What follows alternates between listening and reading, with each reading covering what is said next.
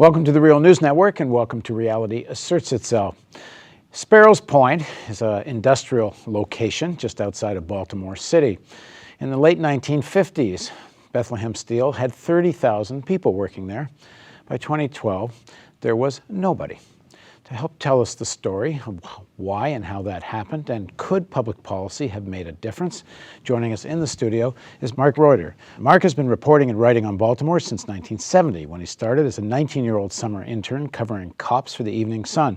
He later moved on to the Baltimore Sun, where he was a reporter for 8 years. In addition to his writings on Baltimore, he's edited the historical magazine Railroad History, and he's the author of Making Steel, Sparrows Point, and the Rise and Ruin of American Industrial Might. And he's the senior writer at the Baltimore Brew, which is doing the best investigative journalism in the city of Baltimore. Thanks for joining us. Good to be here. It's one of the things that surprises me, new to Baltimore, is how little I hear anyone ever talk about the harbor. I mean, it's like the economic fact about the place, other than Johns Hopkins, and I never hear anybody talk about it. It's fascinating. Do you know they hardly ever, 20 years ago, no one would talk about it, even though there was much more of a traditional harbor. You would still see big boats in Fells Point that would unload stuff. And the fascinating thing is, back in the 1950s, the Baltimore Sun would have some rotogravure sections, full sections on Baltimore's place in world trade, with with photography lovingly depicting the coal piers that were exporting and all of this. So it was a real mind change. And if you want politicians to lead folks, the ones in Baltimore were not doing it, including Mayor William Donald Schaefer, in many ways quite a progressive guy, but in this one he was deaf. And they were basically going along with this idea that steel and others, they're just going to go overseas. Is there, just to back up to this question, we just touched on it, is going forward, do you think there's a role for public ownership? If private ownership doesn't seem very interested in developing manufacturing here, is there a role for not just public policy, but even public ownership? I'm not saying it's politically possible in today's world, but would it make sense? Well, I used to think that there were some real possibilities there, and I wrote a certain about it. My last few years of intensely covering the details of Baltimore government and peripherally other state government and even the federal government is I've really think that government is very different than it was during the Roosevelt era and the Great Depression, where they did pull off great and wondrous, almost remarkable public works that were both helped the public enormously with dams and other things. Yes, there were some problems eventually, but had very astute people. The private sector now is getting, really bright people. And the plan of Kevin Kamenetz, I think, is the most practical one of turning this over. There's been some exciting developments that are really positive. I talked about the bankruptcy that the state and the steel workers and the business community of Baltimore sort of just lost track that here was this 3,000 acres of prime land with a deep water port built in there, all there. That's 20 times the size of the Inner Harbor, to give you some dimensions. It's a huge area. If you go out there, you'd be really amazed.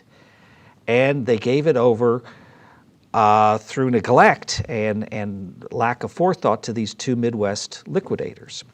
But things have changed in the last 6 months. A very successful businessman, very low profile, named Jim Davis. Davis is most known as the quiet partner to Steve Biscotti of the Baltimore Ravens. The two men were childhood partners. They were in their 20s and developed what has become an international temporary staffing agency. They've made hundreds of millions off this. Mr. Davis has gone into retirement home, business, and other things. A savvy businessman, and lives in Anne Arundel County. And his investment vehicle, Redwood Investment, bought Sparrows Point from the two liquidators, and that was just consummated. How much did you pay? Around $100 million, which or a little over. And so the liquidators did very well. They got a lot of steel and sold a lot of stuff, so they made quite a bit. And then they only paid around $70 million for Sparrows Point, which on the books was worth over $1 billion. So he is following Kamenitz's, and they definitely are working together. So there is a public component, but it's private. And there's another of putting together advanced manufacturing. Now, the other group here, which would interest you, is the Maryland Port Administration. They are faced with the super large post-Panamex, and which will have a number of problems getting closer into Baltimore. But Sparrows Point is far out.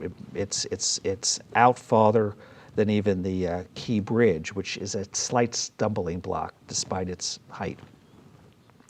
They want to have advanced facilities there. They haven't decided at a place at Sparrows Point called Coke Point, the very end of this. So they have the Port Authority, which has the money in deep pockets to put a lot of money into pollution control. You have a private investment that has, unlike the liquidators, reached an agreement with the EPA to clean up the plant. That needs to be monitored, but that's a good sign because all the previous owners fought it, and they spent more money on lawyers than ever cleaning it up.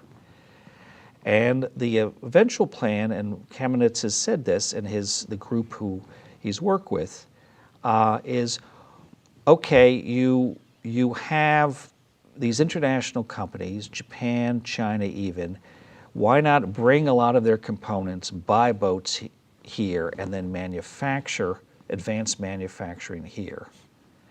And you have 3,000 acres. You have both Norfolk Southern and CXS with quite nice facilities that serve the steel mill could serve this.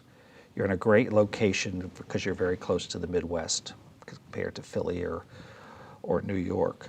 So on paper, he has, some very interesting ideas, and it in effect is a private-public partnership. It's not being done with a great deal of public input, which might be a cause of concern. But so far, the quality of people, and Redwood has done all the right moves so far. They had a ceremony honoring the tradition of Sparrows Point recently, which was a very good community move. Mm-hmm. And, the whole idea is you have thousands of families in eastern Baltimore County as well as in the city who are out of this blue-collar past, and you got skilled workers there. Okay, well, we'll see whether it works. Okay. What's the time? Quickly, what's the timeline on that? It's probably 5 years off in terms of doing this. It's a long time, but it is actually moving forward. Okay. Well, thanks very much for joining us. Well, thank you. I enjoyed it. And thank you for joining us on the Real News Network.